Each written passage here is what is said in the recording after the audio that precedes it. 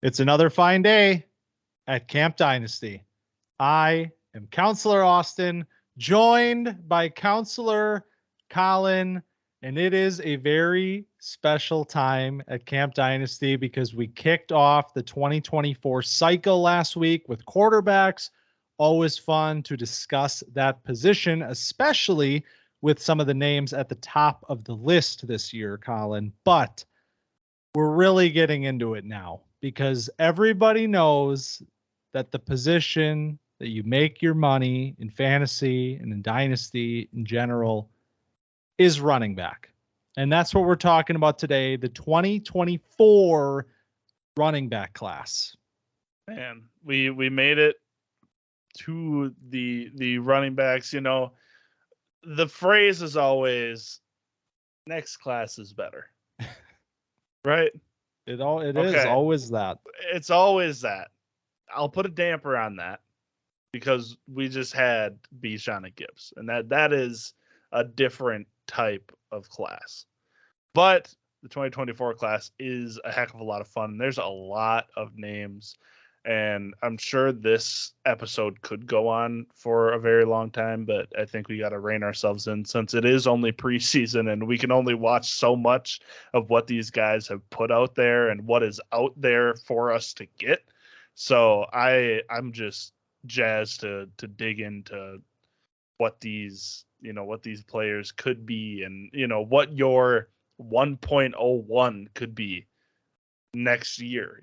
These teams have been either they're going to be losing, tanking this season. They got to have something to look forward to for that 1.01, or you traded for that pick, a little bit of clairvoyance, and you're rooting on somebody else's downfall and waiting for that 1.01 to cash in coming up in the 2024 draft. So unless you're playing Superflex, obviously we talked about those guys last week.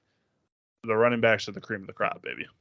Well, 1.01, we'll see if he's on this episode or the next episode. You're right. But that's for another conversation. Yes, I do want to get your thoughts before we jump into the list. We're doing top fives. There's a lot more. I'm sure we'll have some honorable mentions to talk about. It is early July. There is a whole season to tell the tale. And I think for me, my experience of watching this class was coming off of a year with Bijan Robinson and to a degree, Jahmyr Gibbs as well.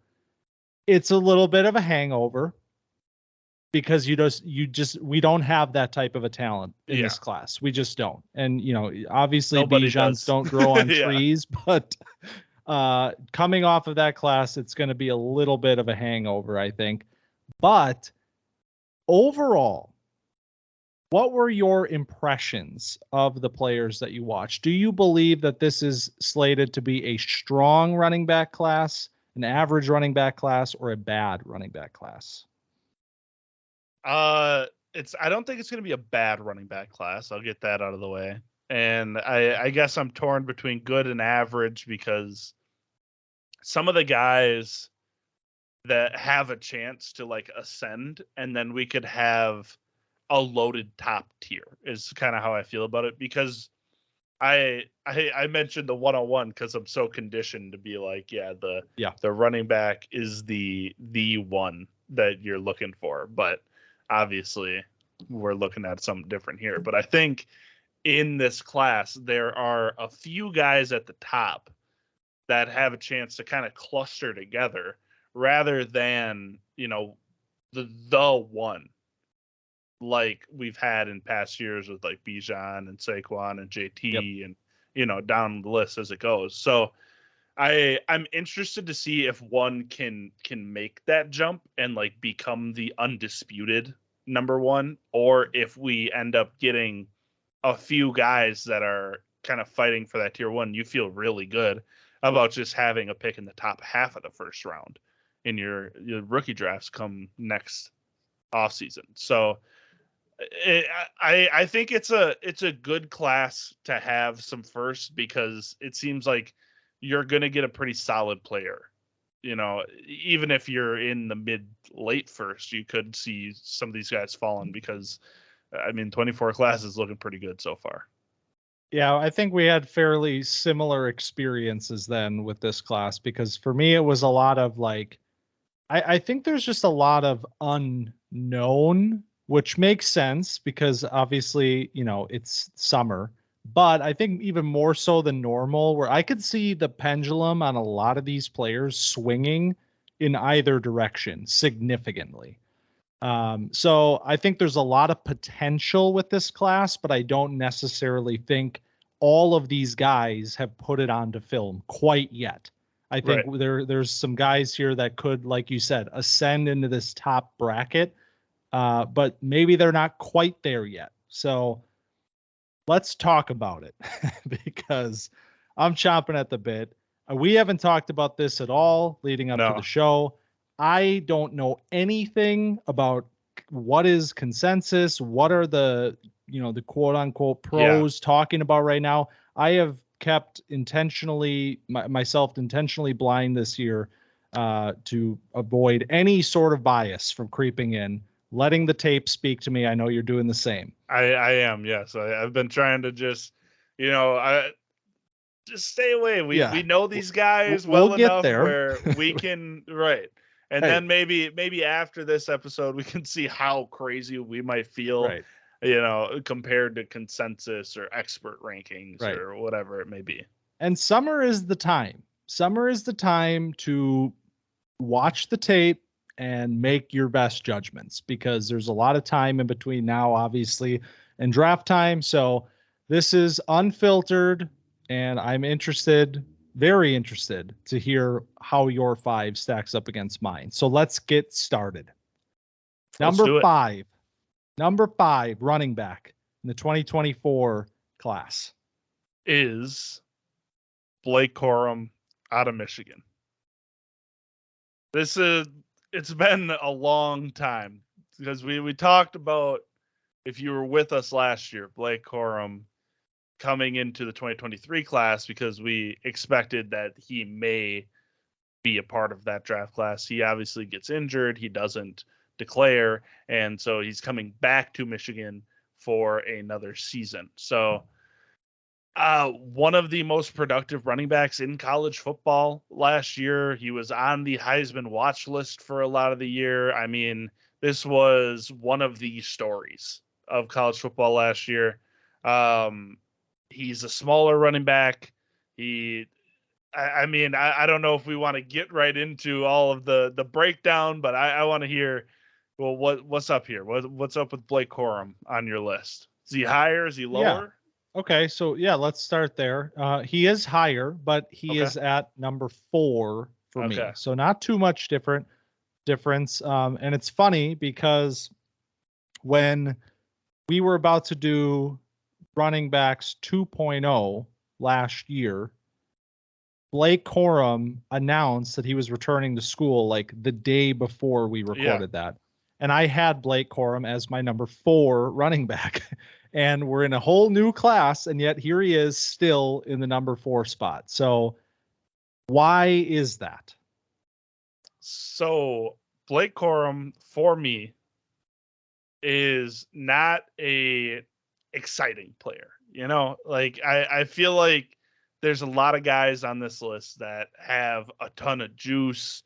They're electric, they got the one cut, they got a little, and I feel like Blake Corum, he's a smaller guy.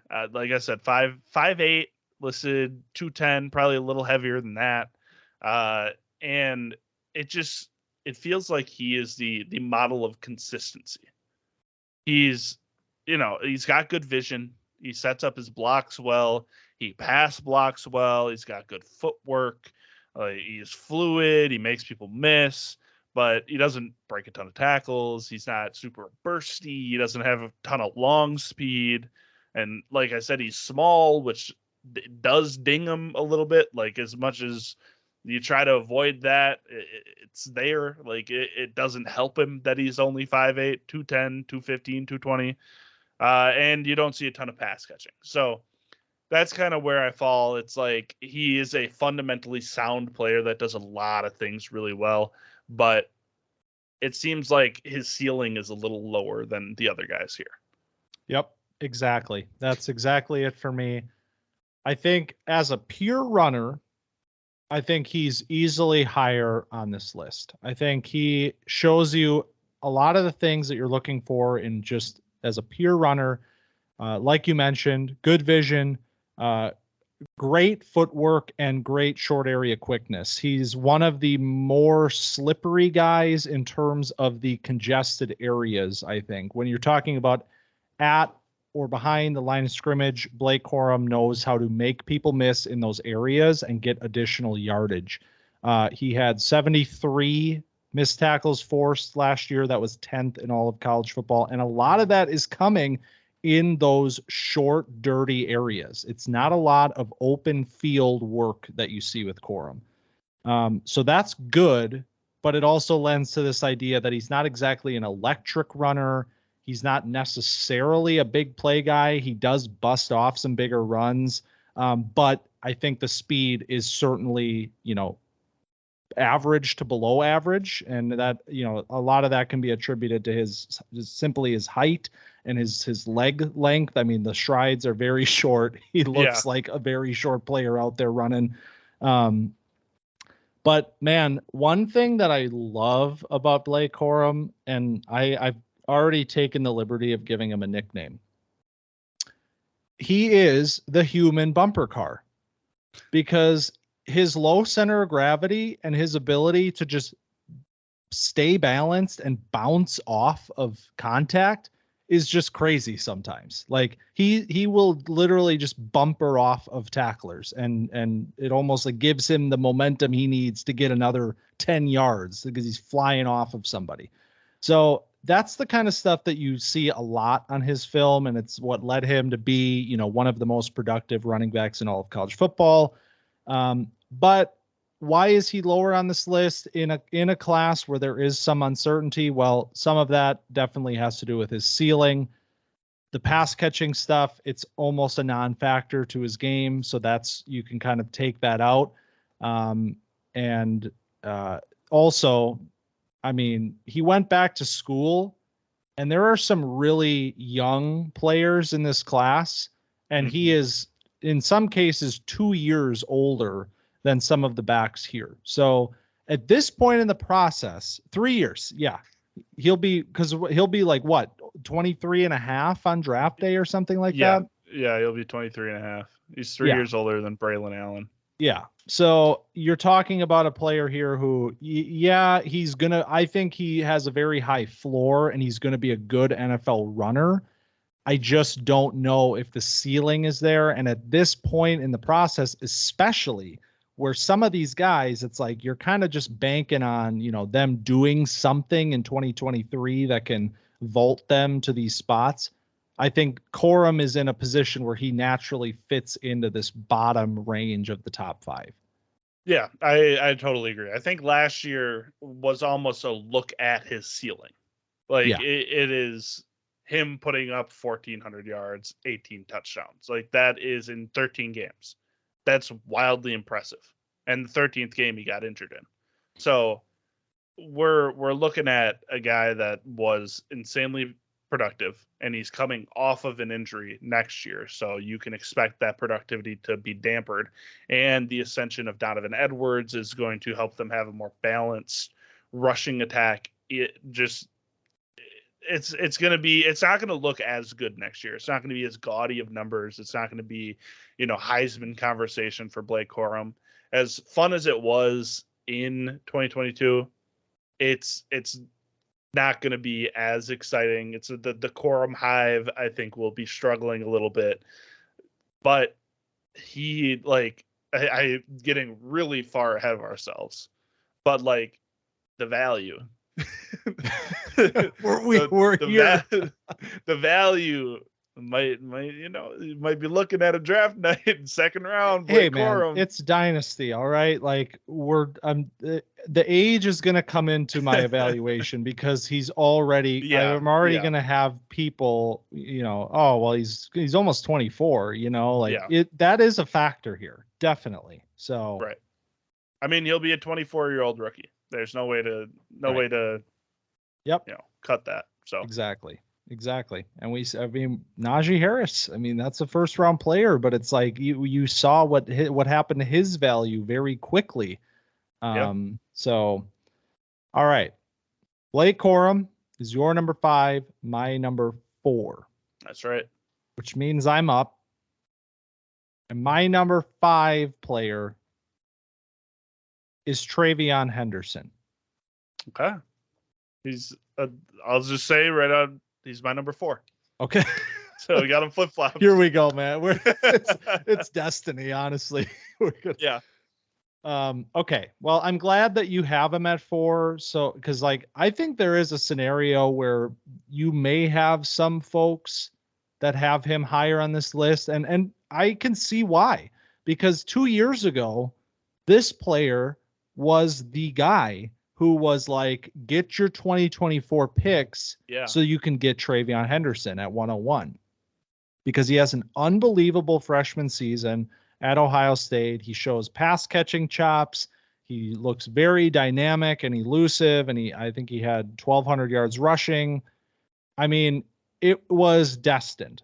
And last year did a lot to cool off that momentum. And honestly, one of the biggest reasons why I have him at number 5 is because of the foot injury that he sustained. Because we've talked about how foot injuries for running backs can be very problematic. And this wasn't a Liz Frank injury or anything like that. But I am being cautious right now because a lot of what happens with TreVeyon Henderson and this, evaluation and this where he ends up when we get to next spring is going to depend on what he looks like this season. It's very hard to evaluate him right now.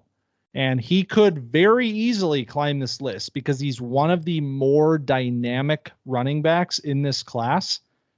But right now, I can't put him any higher than this without seeing the 2023 film.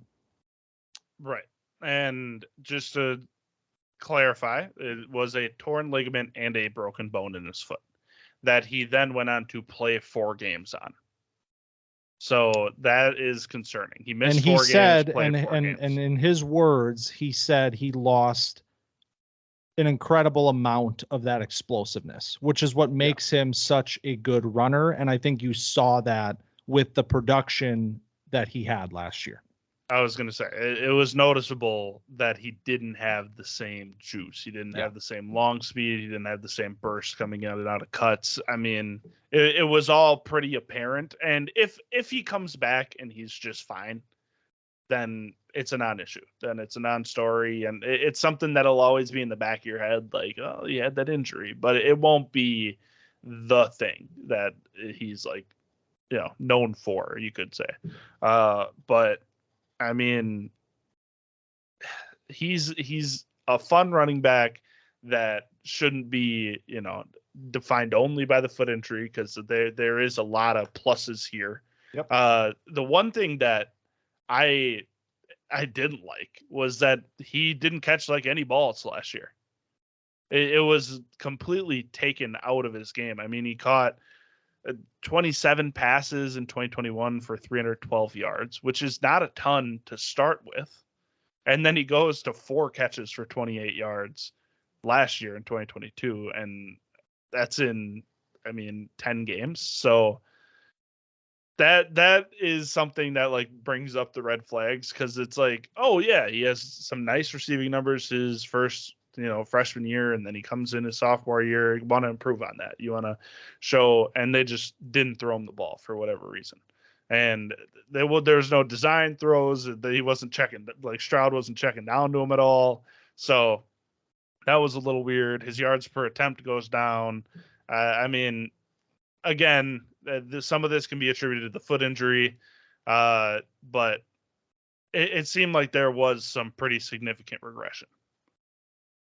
Yeah, 100%. And so, when you watch the 2021 film, it's pretty easy to talk yourself into this guy being basically at the top of this class. I mean, I think simply off of the 2021, he's probably top 2 for me in this class. So that's how much, is riding on this season, I think, for him, because what you see, like I said, just he's so dynamic, and he has the size, right? And that's a common theme here. We had guys in last year's class undersized. What do you do with them? All of these players, for the most part, have good size.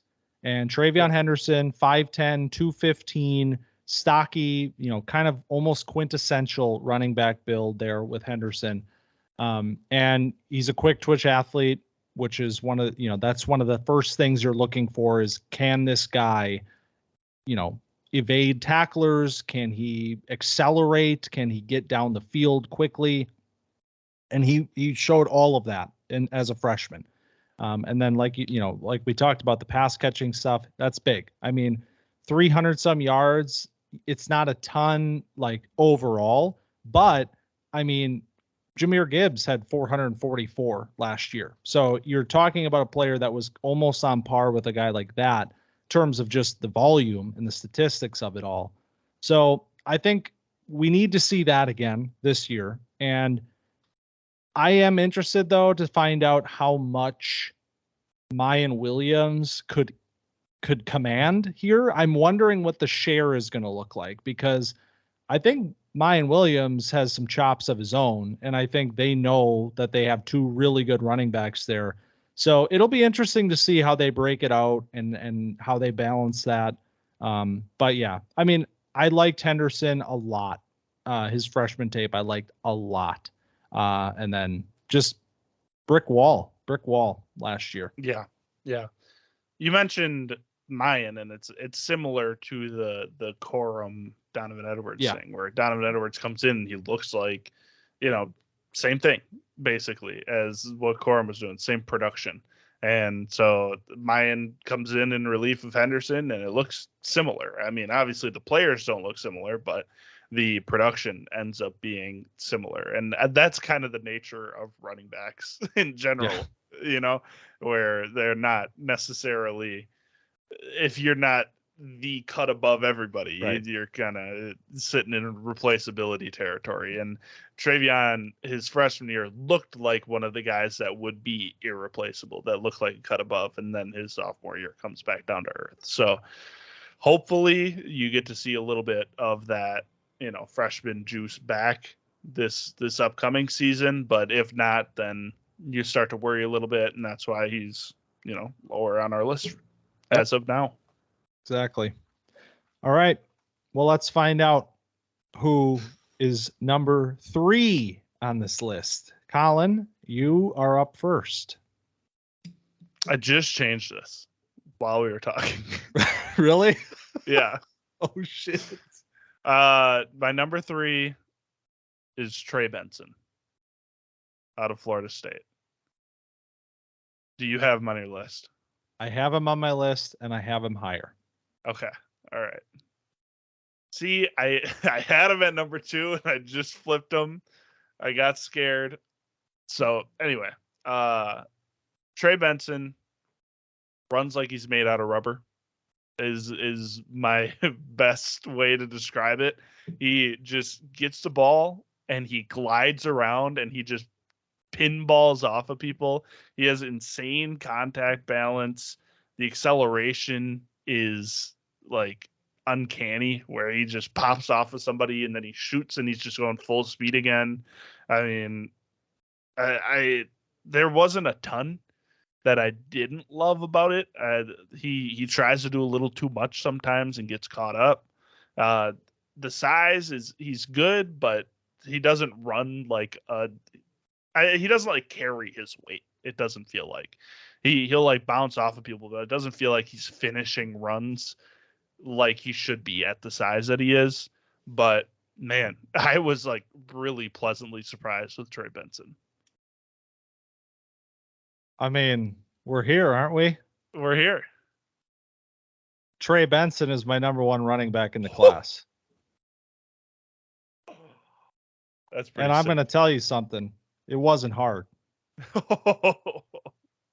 This is a player that I watched out of all of these backs. I've watched quite a few of these guys already. Nobody made me feel the way that Trey Benson made me feel.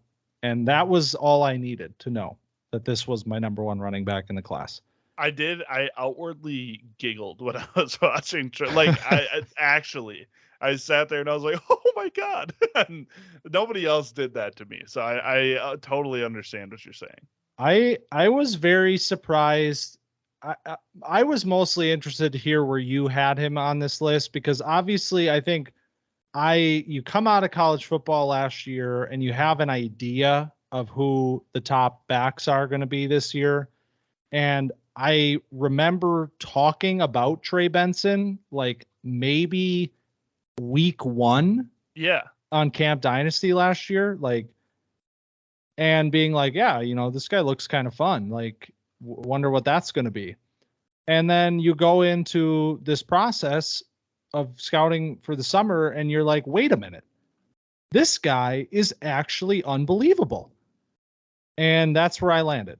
And so he's my number one running back. I mean, I like you, there's not much that I don't like on his film right now. There's not much. He is an absolutely dynamic and explosive runner. I mean, he moves in ways that pretty much all of these players this year do not move like at all.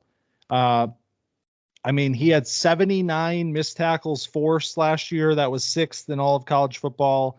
He was also, here we are talking about like mysterious PFF numbers, but this elusiveness number, however they calculate this, he was the number 1 elusive running back in college football last year. So all of that is to say that this guy knows how to make people miss and knows how to get additional yardage that isn't created for him. Now, Florida State run blocking last year, I thought they did pretty well. I thought it was pretty clean on film, but I still think you see a lot of instances where he is creating yards. And also, this is a player that can run really effectively between the tackles. You see his bounce and his burst, and you think, okay, yeah, he's a good outside runner, and you see that, but he's almost better when he's running through traffic. I think he uses his abilities, his tools in a way that makes him a really strong inside runner. The size obviously backs it up too. This is a player that can run inside and outside. He's 6'1", 215, I think. Somewhere in that. Yeah. 6'1", 215. So he's a little bit on the taller side, but he's got that nice build. He does run a little tall at times, but I don't see many issues with his balance. I don't see it affecting him too much. It might be something, he could theoretically work on from a fundamental standpoint, but it's not really hindering him at this point. And yeah, I mean, man, this player is really freaking fun. Yeah. There is nobody on this list that has a highlight reel that's even close to Trey Benson's. Like you just throw that thing on and that's cinema, baby. That's going to be good enough for you to have a blast for 5-6 minutes while that rolls. And I had him at 2. I chickened out. I was like, 2 is a little rich, it's Trey Benson. The name hasn't been in and I got scared off, but yeah, he's going to be one of the guys that is going to climb up the boards, I think, cuz where is he on the boards now? We talk about who we've been talking about since last year. Like you said, we only talked about Benson maybe once, maybe twice last year. And we talked about these other guys, we'll talk about a few of them, but we talked about TreVeyon Henderson. We talked about Blake Corum. Like plenty last year. And those guys, I'm sure, are secured in the top of people's rankings. So we'll see how high Benson can climb with the performance that he puts on this year with this Florida State team that is shaping up to be pretty interesting. Yeah, I mean, I have no idea where the draft community is on Benson right now, but like I said, man, I thought it was pretty cut and dry with this player right now. You know, what he put on film in 2022 versus everybody else, I thought it was pretty clear. The one thing you'd like to see, you know, because obviously this has become a very huge part of the game, pass catching. It's not, 12 catches, 143 yards. It's not bad. Like, he was involved, but if he was, if they could get him a little bit more involved in that area this year, and I think there's definitely potential to do that. We talked about, this offense and Jordan Travis and how exciting things are down there this year. I think you could see a really, really exciting offense. And I think a lot of it should go through Trey Benson. So we'll see if his role even expands further, because remember, he was splitting carries with Jartavius Ward, I believe. So, and Jartavius Ward is gone. He transferred to Kansas State. So like the keys have been fully turned over to Trey Benson this year. So I think you're going to be in for an even bigger and better year from him, which will put him exactly here if it all goes according to the plan. Yeah, I love the moonshot that you're taking here. They have Trayshawn Ward is the running back on this roster. There it is. Yeah, Thank you. Yeah, he is still hanging out there, but I think that I thought didn't he transfer to Kansas State? He's on the roster as of today via ESPN. Okay, all right, maybe unless they're lying there. Could have been. But I'm gonna be definitely tuning into some Trey Benson, because this is a fun watch. It's an exciting watch. Hell yeah, man. Oh man. Number okay, one, well, that's pretty sick. Beans are spilled, man. You know my one already. I'm real interested to hear yours now, but before we get to that point, I have a number 3 running back, which very well might be your number 1 running back. We're gonna find out. It could be. My number 3 running back in the 2024 class is Raheim Rocket Sanders. Here we go. There's my number 1. There. So, well, I want you to take the floor on this. If he's your number 1, and the only thing I've ever heard you say about Rocket Sanders is that he shouldn't be called Rocket. So I want to hear what you ended up. All right. So I was a little contrarian on the Rocket Sanders hype train last year. I was like, this is your guys 2024 RB1, really. I wasn't, but I wasn't scouting the 2024 class last year. I was scouting the 2023 class. Right. And when you're watching guys like Bijan week in and week out, it makes everybody else look a little worse. But you go dive back in with, fresh eyes, fresh mindset. You're only comparing him to guys in his class.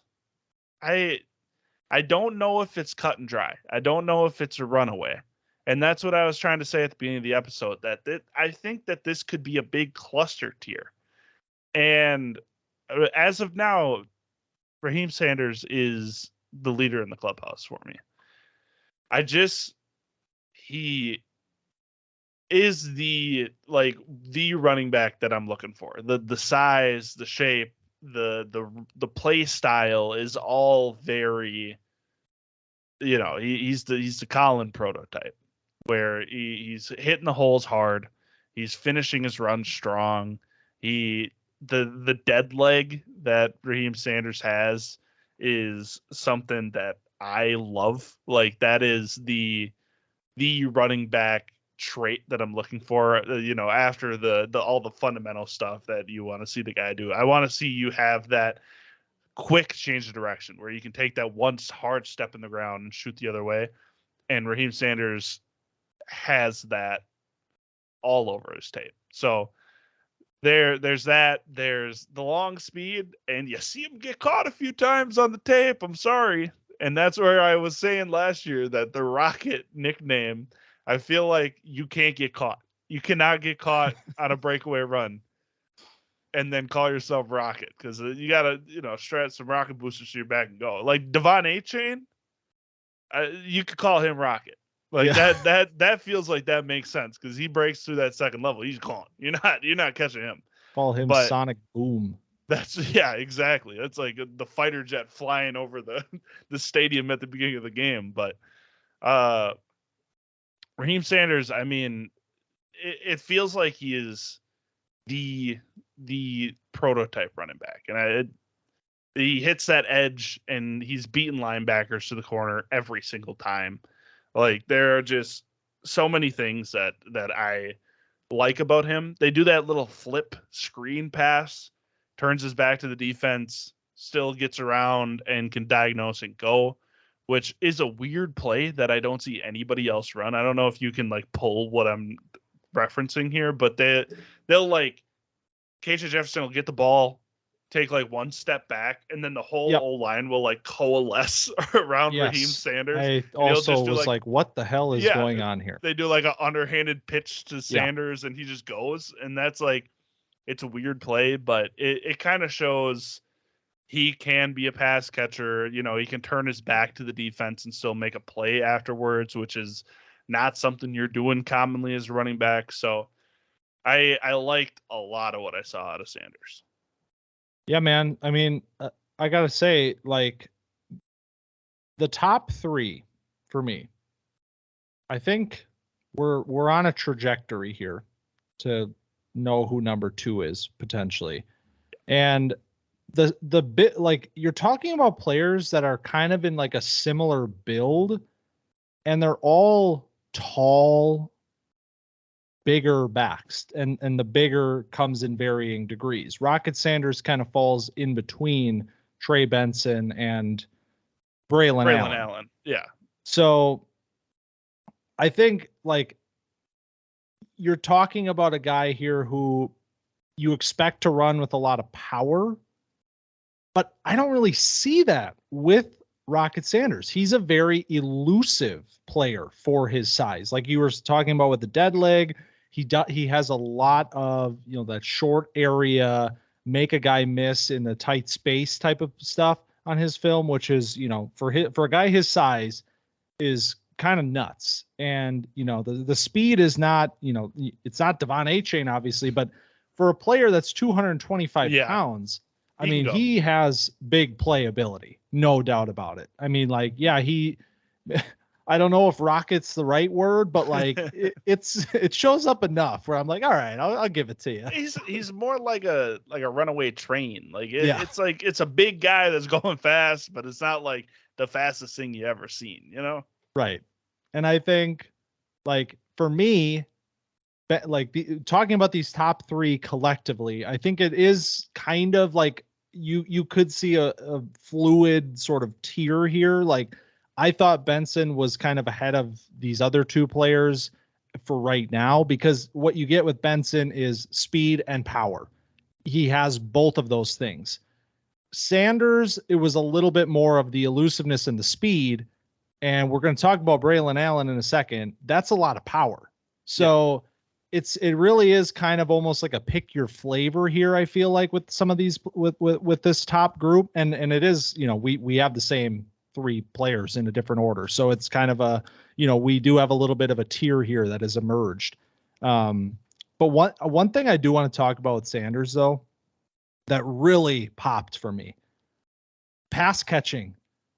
Like, he's a really good back in terms of the passing game. Like, I didn't expect it either. I know. Yeah, same. I didn't realize this, like, going through the motions last year. Like, 27 catches, 248 yards. Again, it's not crazy, but that's a pretty healthy total for a college running back.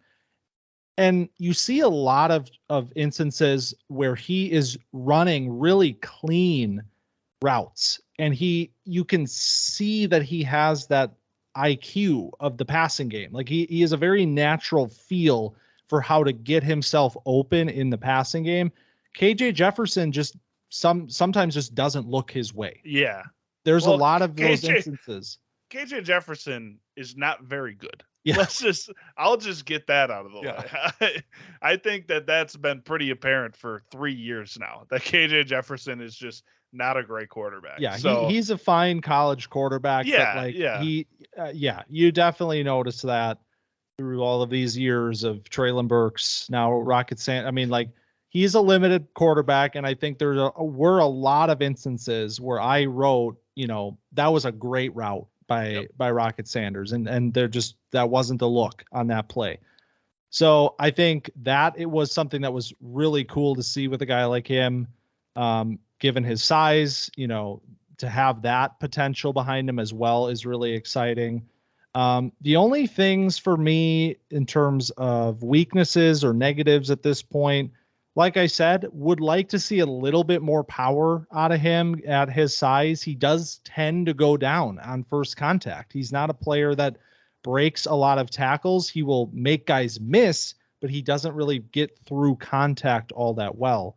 And then fumbles are just something that it's not a major issue, but 2 and 3, I think 3 as a freshman, 2 last year, would like to see flip flop. Okay.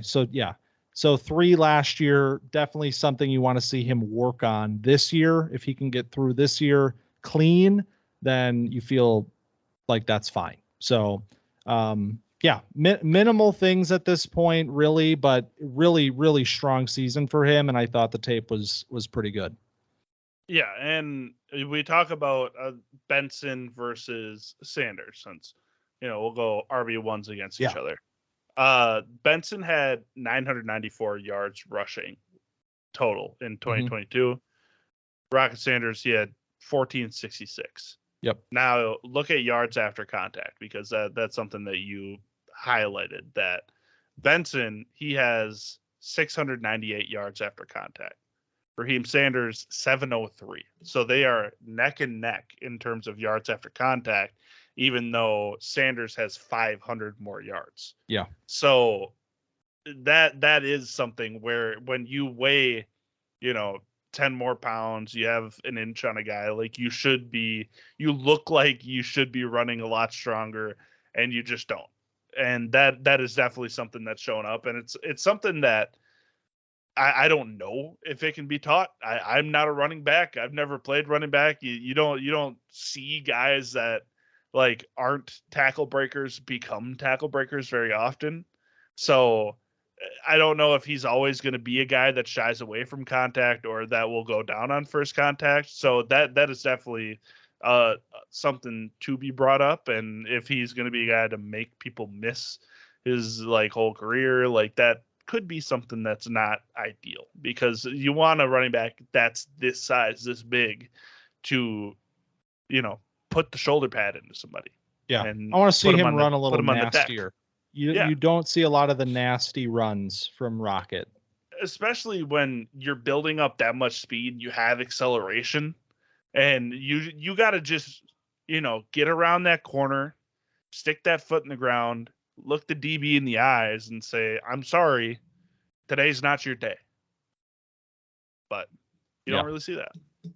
Yeah. So, I mean, but hey, if he was a player that was 10, 15 pounds lighter, you'd be talking about, he's a very elusive, cut runner, doesn't have a lot of power, but that's fine. Like, it's just that he has the frame. So you'd like to see more of it, but he does win pretty well already with the tools that he has. So we'll see. Maybe he can add that to his repertoire this year, and then he becomes almost, like I don't want to say foolproof prospect, but a very strong all-around running back prospect. Very nice, chalky number 1 ADP running back. Yeah. Well, let's talk about number 2 then, because he's falling into the middle for both of us here. And I will say I'm a bit perplexed by Braelon Allen, and yet he ends up as my number 2 player. Did you have a similar experience, or how did you think? What did you think about it? Well, mid-episode, I changed him to my number 2 running back. That's so, right. Yeah. Yeah, that's right. So it was a weird process for me. I mean, I obviously try not to fall into the homerism trap. I born and raised in Wisconsin, rooted for Wisconsin my whole life, been to Wisconsin games. So the idea of like try not to let that inform my opinion on Braelon Allen is something that was actually a lot easier than I thought, because Wisconsin was pretty gross to watch last year. Yeah. And so I didn't watch them. I didn't watch a single game. So I was coming into this, 2022 tape with fresh eyes. And it was better than I expected, because, I mean, the passing game was just horrid for the Badgers. Like, Braelon Allen had to do everything, and the fact that he put up almost identical counting totals as he did in 2021 against like 8-man boxes consistently is really impressive. And obviously he did it on, 40 more carries. So the efficiency goes down, but man, he's just a really sound player. He feels so like he has such a high floor as an NFL running back, and being only 19 right now, and he won't turn 20 until January, is nuts. So he'll be 20 for his entire rookie season. He'll have a lot of miles on him, which is something that is to be concerned about, because there's the age versus miles conversation, whether it's the years that are concerning or how many carries, how many hits you're taking, So whatever side of the coin you fall on, that is up to you, but he's going to have a lot of miles. He's going to be very young. So he'll be going in as a rookie with a ton of experience, ton of carries. He doesn't catch the ball basically at all. They had a non-existent passing game. I mean, I don't even have a number here. Did he catch a pass? I couldn't tell you. He did. He caught a few passes last year. Was not a big part of his game at all. 13 passes for 104 yards. Yeah. So I'd love to hear you enlighten me on Braelon Allen here. Yeah, I mean, I think you're pretty much all over it. It's for me, it was, again, watching 2021. This is a special player. Like, he's 17 years old and he's doing this in college football. Like, that was crazy. That his 2021 film is gnarly. 2022, it gets weird.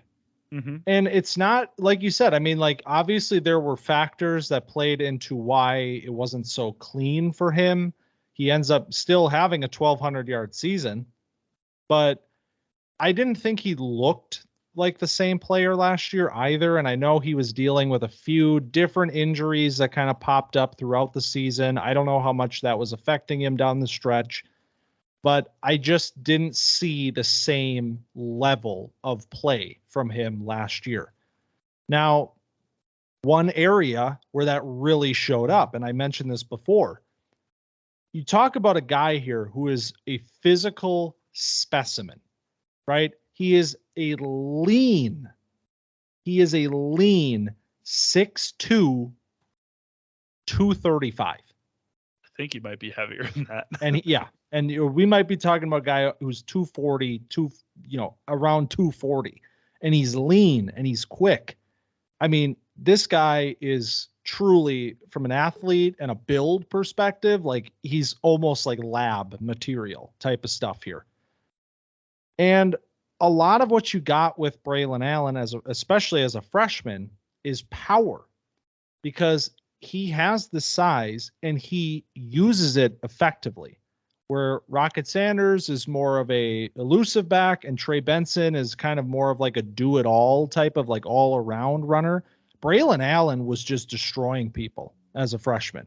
And That led to 4.48 yards after contact on average. 4.48. That's a pretty high number. Last year, 2.92 yards after contact. So you talk about the efficiency metrics that, he drops because of the situations there with the passing game and the loaded fronts. But even then, and I mean, it does kind of go hand in hand, but there weren't as many instances where he was able to fight through tacklers. He wasn't able to generate that much power, at least not from the games that I watched from 2022. Right. So yeah, that was something where 2023 becomes almost like what version of Braelon Allen are we going to get this year? And I'm very excited about the Luke Fickell offense that's coming in because it'll create more space for him, which is going to be a great thing. And B, we may also get a little bit more of the pass catching side, hopefully, maybe. And that's just another element then to his game. Yeah. And you mentioned yards after contact. Braelon Allen in 2021 leads everybody in yards after contact by far. He had 829, and our second highest was Raheim Sanders at 703. So then you look at 2022, and he had both a shoulder and an ankle injury last year. So that's means something. I mean, it's not. They weren't super serious like Henderson's injury where he's got torn ligaments, broken bones. Yep. But I mean, it gets a lot harder to run through people when you can't plant as hard on your ankle. You can't, throw your shoulder into somebody. So, but he's not a perfect player. He is a little bit cumbersome, you could say, and that does come along with being 6'2", 240. You're not going to be an efficient, you're not going to be Derrick Henry. That's just not, that's not a thing. So, I like him a lot, and I put him at number 2 because him and Raheim Sanders, if you can see where I'm going with my top 2 guys, it's taking size over everything else feels like you're putting the armor on your running backs because they need to take those hits every play. And I want my guys wearing as much armor as possible. And Braelon Allen has an argument to shoot up there, but with the lack of pass catching that we've seen, it's hard to say this guy will be your number 1 dynasty running back, because if you're not catching passes, it's hard to play on third down, and then you're a 2-down running back, and you got to hope for red zone upside. And so that all plays into it. But at the end of the day, this offense will get opened up. Wisconsin has had transfers. They're having some of the resurgence of sorts in terms of modern offense, because some of the formations they were running last year is out of the Stone Age, and that was just so they can get Braelon Allen extra blockers. They're running Braelon Allen out of the Wildcat pretty frequently. He's throwing the ball last year. Yeah, it's so now that they can move into modern football, maybe you can see Luke Fickell be a little bit creative and use Braelon Allen in a few more ways other than running out of a loaded I formation and pounding them into the line of scrimmage over and over and over 255 times.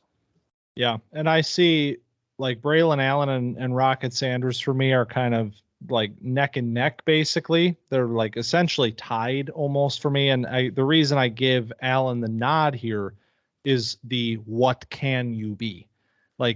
Rocket Sanders 2022 film was better than Braelon Allen's. It was. But I think there is a situation where when we get to this year and we see how it shakes out, I think Braelon Allen, simply from his physique and his athleticism, I mean, this is an impressive player back there. And if he can put it onto film again and maybe show you something new in this new offense, then I think we're in for a really, really special season from him for sure.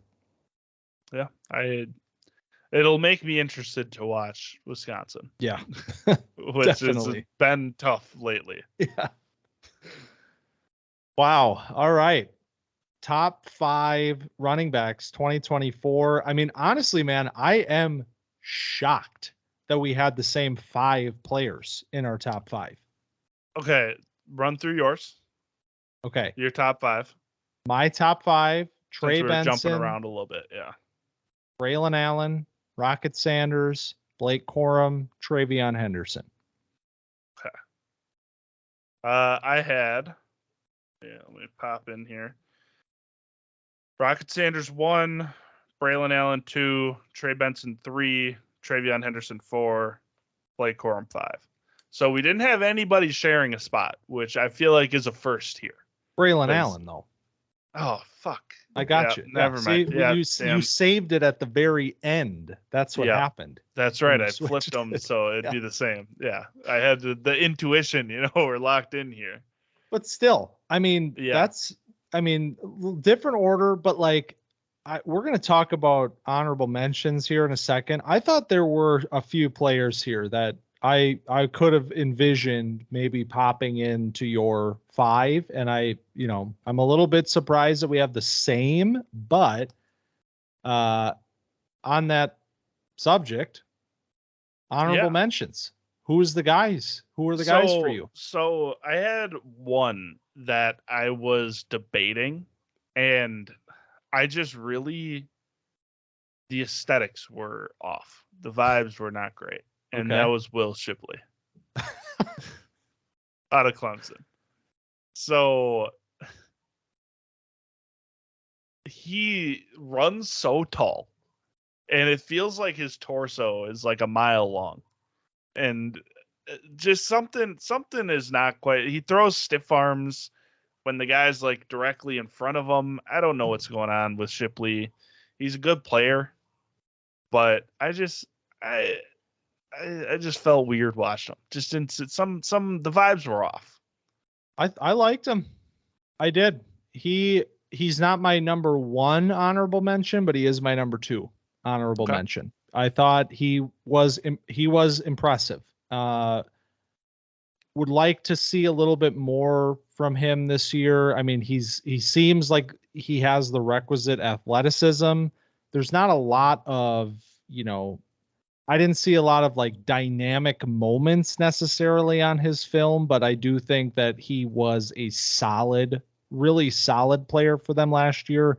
And I think we're in for another really good season from him, which if that, puts him right in this sort of fringe spot. I mean, I do think we're talking about a potentially, I'm going to say this again, just like last year. I think this could be a potentially deep running back class. And I know that doesn't always work out in terms of the NFL draft, but I do think Shipley is a player to watch, certainly. Okay. So let's hear yours. So there was one player that it truly pained me to leave off of my list. Like, it hurt, but I just could not do it. And that was Bucky Irving.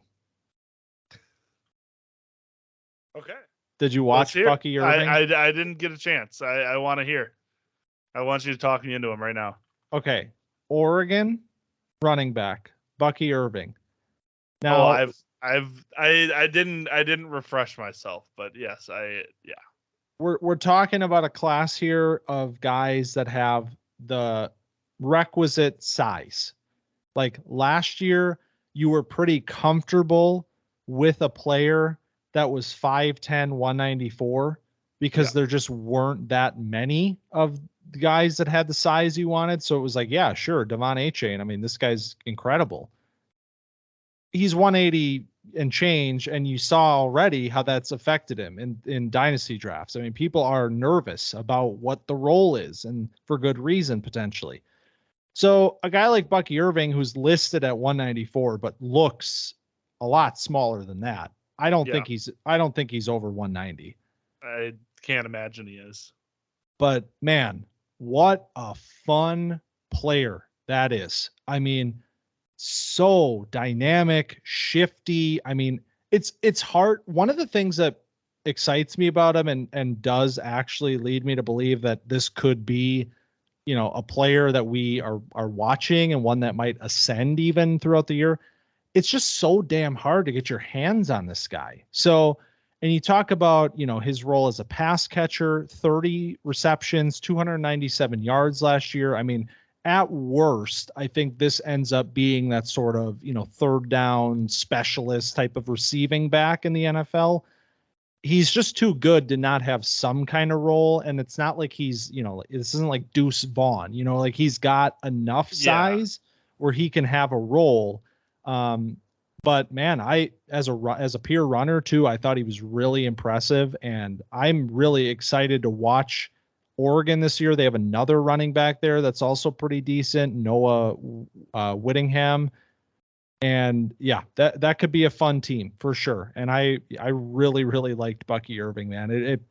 There was a point in time where I was like, hey, could you sneak him in there over Henderson? And I was like, nah, man, like Henderson's 2021 film. That's just too damn good. But I mean, I'm popped it on real quick to give myself a crash course, a refresher. And man, he's a fun player. This is like, you talk about him as a receiver, and he already has, in the short amount that I'm watching right now, has more like valid receptions that are not like screen passes or checkdowns than anybody else that we've talked about, which is pretty wild. So yeah, one of the electric guys. And you talked about his size, and he's a smaller guy, but again, in comparison, like if you put him in another class, if you put him in last year's class, he's like pretty much the same as everybody else that's not named Bijan.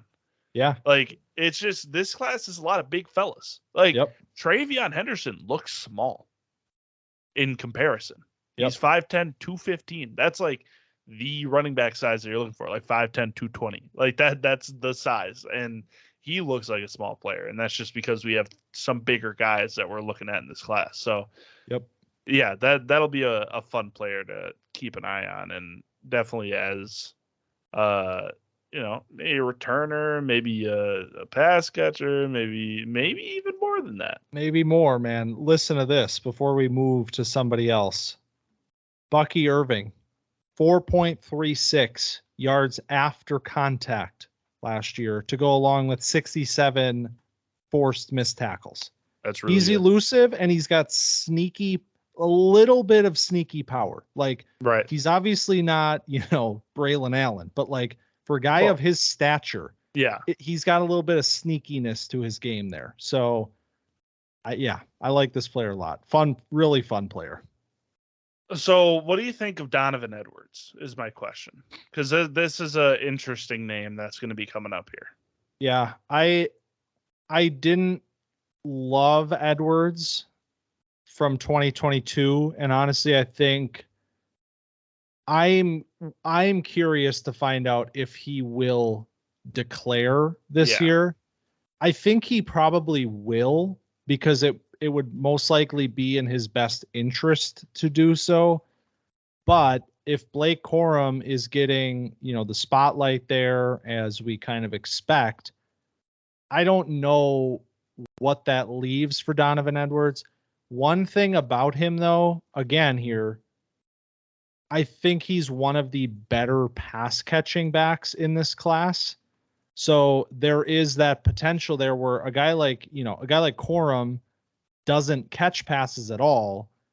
They might be working Donovan Edwards in the passing game like they did last year. And if he can show a little bit of growth as a runner, I think that does open the door to have, two guys out of one backfield. It's certainly not unprecedented. We just saw it last year with Texas. So I think, short answer, I think he's got a little bit of room to grow, but I'm excited to watch him.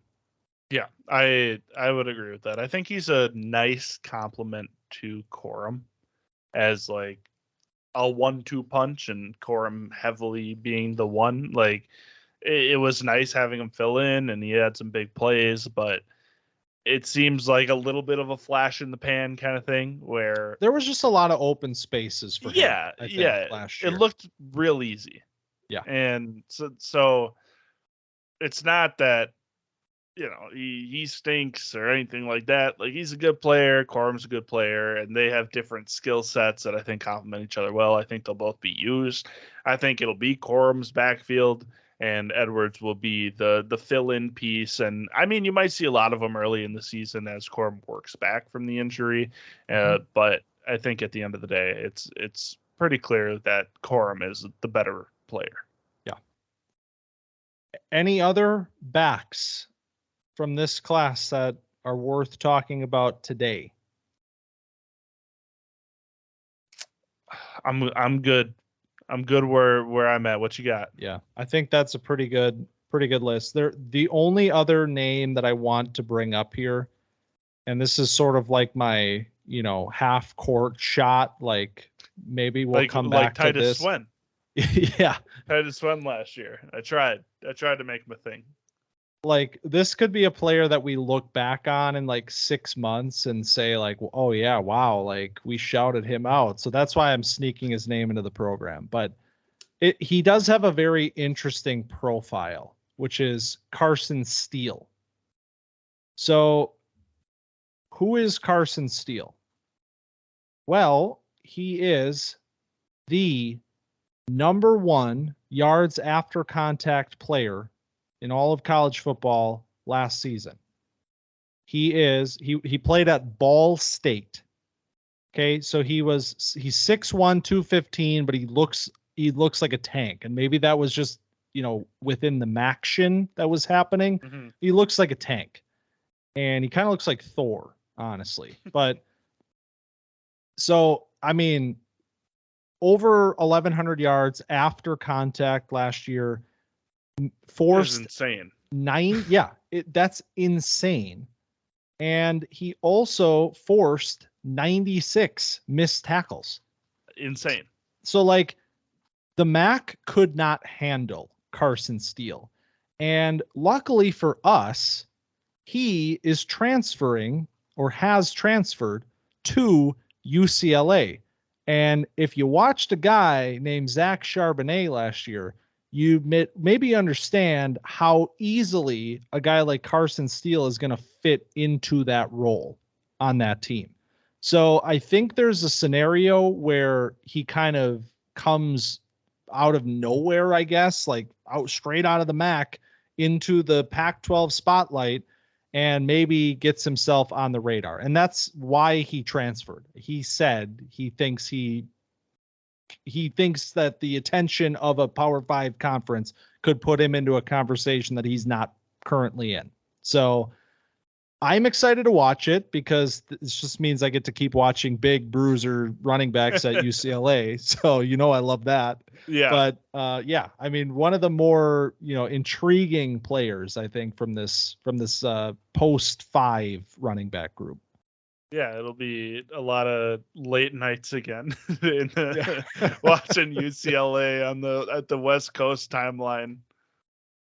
We'll be up watching Caleb Williams anyway. Yeah, just that's flip fair. over to UCLA and Washington commercials. State. Yeah. We'll see what he's up to. Him and Michael Penix and company. Pac-12, man, it's gonna be fun this year. It's interesting. It'll be real fun. We'll be talking about more guys from the Pac-12 next week on wide receivers because, man, running backs. So I think by the end of this conversation, I actually kind of felt like this is a fun group. You're gonna talk yourself into it right now. I did. It's a deep class, damn it. When I started watching, like truly, this was my experience. It was like I started watching. I think I started with Braelon Allen and TreVeyon Henderson, and I'm sitting there like, what is going on with these guys? And then you realize that you're watching down, like quote unquote down seasons from both of them in 2022. But also I'm like, these guys aren't Bijan. Where's the Bijan? Yeah, exactly. Like, seriously. It's just not going to happen. And I think there are some really talented players, good size, good athleticism. There's a lot to like with some of these guys. And I think there's also an opportunity, like you said, for this list to be fluid through the year. This is not like a, RB1 is set in stone till next summer. Like there is an opportunity here for these players, some of which, have to take their opportunity to put something on film this year to solidify their spots. So yeah. Last year was a whole lot of let's talk about everybody else. Yeah. Like what do we even say about Bijan anymore? Right. I don't think that'll be the case with any of these guys this year. I think it'll be very much when we do our mid-season rankings, then we can revisit this. Little teaser right there. So, like I just mentioned, you know what time it is. Next week, we're coming back to do this dance again, wide receiver style. And the thing about the wide receiver position is it has a tendency to get pretty weird, especially when guys like Kayshon Boutte are your number 2 wide receiver before the season, and then that player's the 6th round pick. But there's a lot of names. I have my watch list put together. There's a ton of names, and I didn't expect us to have the same 5 this week, but we did. I would be just gobsmacked if we had the same 5 wide receivers next week. I think we're going to have the same number 1. But outside of that, it could get pretty weird. I'm gonna say at least 3 out of 5 are gonna be the same. Yeah, that seems about right. I'm gonna put the over under at 3.5 and see what the public thinks. Okay, that's interesting. It's an interesting one. But all right, well, that's coming next week. Running backs, had a lot of fun discussing them this week.